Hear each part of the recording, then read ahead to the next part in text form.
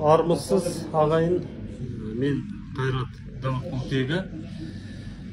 Бүгінгі таңда айтатын мәселе, менің қозғайын деген мәселе, біз осы қазіргі біздің ұрпақтың мойнында тұрған үлкен міндет, ол мынау ұрпақ сабақтастығы мәселесі.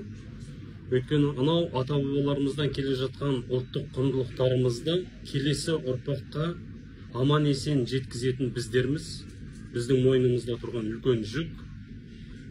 Ол біздің ата-бабаларымыздың ұлы дүние танымы, құндылықтарымыз, әдет, ғұрып, салт, дәстүр, мәдениет, өнер, білім, технология, ғылым біздің бабаларымыздың игерген.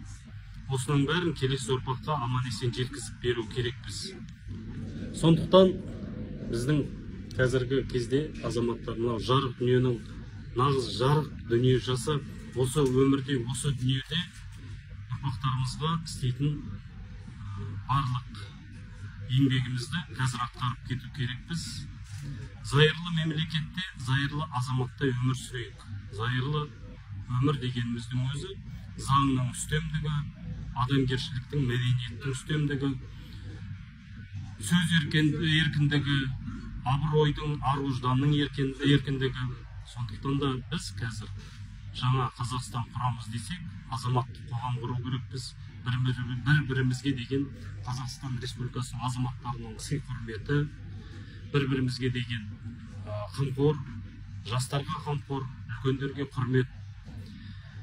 Алдымызда тұрған мақсаттардың ең үлкені, ең бірегейі осы ұрпақтар сабақтастығын жалғастырып, болашақ ұрпақтарымызға ата-баба аманатын аман есен жеткізу бауырлар.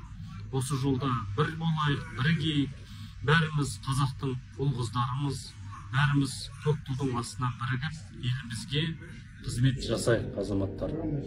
Ниеттеріңізге алғыс. Осымен аяқтадым.